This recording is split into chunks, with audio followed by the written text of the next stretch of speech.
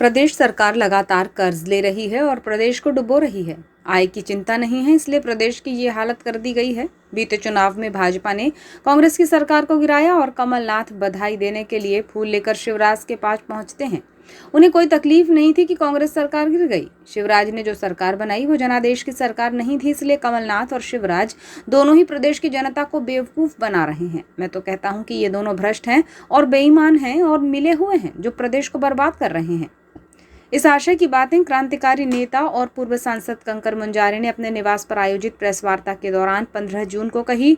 वार्ता में पूर्व सांसद मुंजारे ने कांग्रेस भाजपा पर तीखा हमला किया, जिसमें उन्होंने लाडली बहना योजना और नारी सम्मान योजना को लेकर कहा कि शिवराज ने योजना लाई और महिलाओं को 1000 रुपये दिए। कमलनाथ 1500 रुपये देने का वादा करते हैं तो शिवराज इससे आगे निकलकर 3000 रुपये देने की बात करते हैं। दोनों एक ही थाली के चट्टे बट्टे हैं जो रिश्वत देकर महिलाओं का वोट खरीदना चाहते हैं, लेकिन प्रदेश की बहनें समझदार हैं, इनके झांसे में नहीं आने वाली हैं। इन्होंने शिक्षा, स्वास्थ्य और किसानों के हित की कभी बात नहीं की और एक तरह से वोट पाने के लिए लालच दे रहे हैं। मौजूदा भाजपा और पिछली कांग्रेस सरकार को रेत खनन नीति को लेकर घेरते हुए उन्होंने कहा कि एकल समूह को ठेके दिए गए और बात बेरोजगारी समाप्त करने की इनके द्वारा की जाती है। जब कमलनाथ सरकार में थे उन्होंने फायदा लिया और अब शिवराज ले रहे हैं। ये बात कर रहे हैं कि हम बोल रहे हैं कि 1000 देंगे, ये बोल रहे हैं 1500 देंगे। तो शिवराज सिंह और चौहान और कमलनाथ दोनों एक ही थाली चट्टे बट्टे हैं, दोनों मिले हुए हैं आपस में और दोनों ही भ्रष्ट और बेईमान हैं।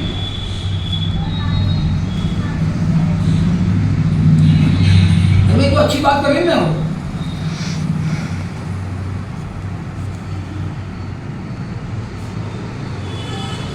मध्य प्रदेश जो है कर्ज के बोझ में डूबा हुआ है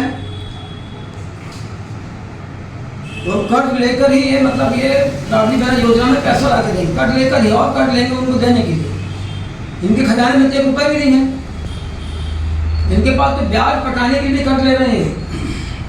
शिवराज सिंह ब्याज पटाने के लिए वो कर्ज लेकर ब्याज पटा रहे हैं। ये हालत है। अभी स्कूलों में जो साइकिल दे रही थी बच्चों को, विद्यार्थियों को, साइकिल अभी तक 1 साल की पुरानी योजना की साइकिल अभी नहीं दी है।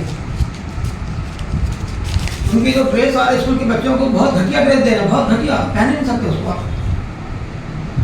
किताबें घटिया आ रही है, पूरी नहीं आ रही, विषयवार नहीं आ रही, कॉपियाँ नहीं आ रही है।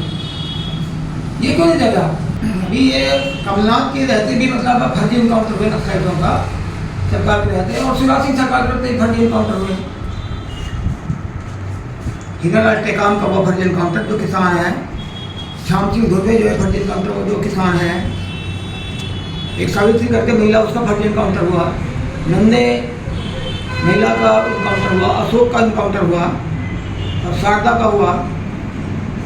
विधानसभा में जब अविश्वास प्रस्ताव आया तो रेत खनन का मुद्दा एजेंडे में था ही नहीं और कमलनाथ वहां से गायब थे। ऐसे तो ये मध्य प्रदेश की नदियों को बर्बाद कर रहे हैं।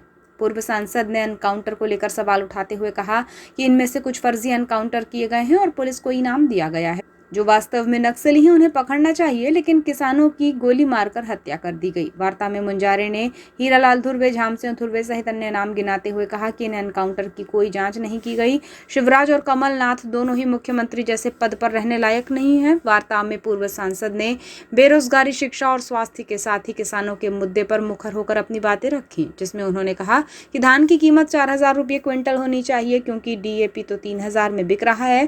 कांग्रेस पर हमलावर होते हुए उन्होंने हट्टा में महाविद्यालय खोले जाने का अखबार में प्रकाशित विज्ञापन दिखाते हुए सवाल उठाए कि 4 साल बीत गए, कॉलेज का पता नहीं है और वाहवाही लूट ली जाती है क्योंकि चुनाव में इन्हें वोट लेना था, इसलिए जनता से झूठ बोला गया। और शिवराज सिंह ने जब मतलब अपनी सरकार बनाई, कमलनाथ की सरकार गिरा के, तो आपको याद हुआ कमलनाथ जो है अपने बेटे के साथ गया, शिवराज को गुलदस्ता दिया था। चीफ मिनिस्टर बने, चीफ मिनिस्टर बने तो गुलदस्ता दे के आए। इनको तकलीफ कहाँ थी कि हमारी सरकार को आपने खरीद लिया है या हमारे विधायक को खरीद के सरकार बना, इससे क्या मतलब है? क्यों गए तभी गुलदस्ता देने आप? क्योंकि वो पब्लिक के मैंडेट से सरकार नहीं बनी थी। विधायकों को चुरा कर, विधायकों को खरीद कर सरकार बनी थी। उसको आप स्वागत करने जा रहे हो, आप गुलदस्ता दे रहे हो शिवराज सिंह चौहान को। आपको शर्म आती है कुछ? और प्रदेश की जनता को आप मूर्ख बना रहे हो, बेवकूफ़ बना रहे हो। हट्टा में उन्होंने कहा था कि ये कॉलेज खोलने की बात की, वहाँ हट्टा में विज्ञापन जी हिना कौरे उसमें विधानसभा उपाध्यक्ष की विधायक थी, और मधु भगत जो कमलनाथ का खास आदमी बोलते हैं, इन्होंने आभार व्यक्त किया हट्टा में। सरकार बनने के बाद दिसंबर की बात है, 4 साल हो गए वो कॉलेज का पता नहीं कहीं पे भी, 4 साल हो गए।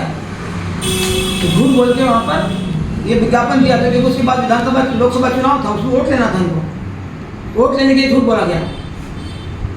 कमलनाथ को निशाने पर लेते हुए उन्होंने कहा कि हम 25 वर्षों से सुनते आ रहे हैं कि कमलनाथ ने बालाघाट को गोद लिया है। इतने वर्षों में वे केंद्रीय मंत्री रहे और मुख्यमंत्री भी बने। एक बड़ा काम बताओ जो उन्होंने किया है।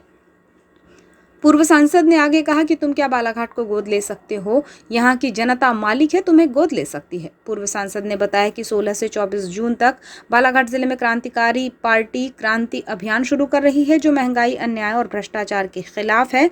इसकी शुरुआत परसवाड़ा विधानसभा से की जा रही है, फिर वारासिवनी और इसके बाद जिले की अन्य विधानसभा में आंदोलन एक बड़ा रूप लेगा। हम 25 साल से सुन रहे हैं, कमलनाथ ने घोषणा की थी बालाघाट को गोद लेने, 25 साल से आपने नहीं सुना होगा, जनता ने सुनी है बातों से, और आप लोग अखबार के लोग 25 साल से सुना है कि बालाघाट को गोद ले लिया कमलनाथ, खुद ने बोला कि मैंने गोद ले लिया।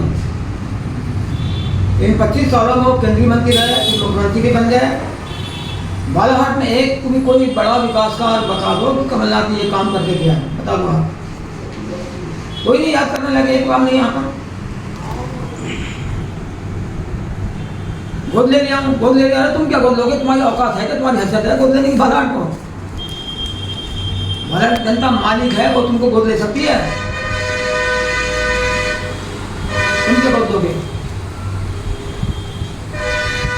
बालाघाट जिले को गोद ले लिया, इतनी बड़ी गोद हो गई कि इतना बड़ा आदमी हो गया कि कमलनाथ, तो उसके बाद भी कुछ किया भी नहीं। बालाघाट से 3 किलोमीटर पे खैरी फटाखा फैक्ट्री, जो 2017 में जहाँ पे अब एक फैक्ट्री में विस्फोट हुआ बारूद का, और कितने लोग मर गए? लगभग 3 दर्जन लोगों की हत्या हो गई, मर गए। आंकड़ा अखबार में कम आ रहा, 26-27 का आ रहा, लेकिन 3 दर्जन लोग मरे उसमें, किसी का लापता हो गया, पता नहीं चला उन्हें, उनका नाम भी नहीं आ पाया।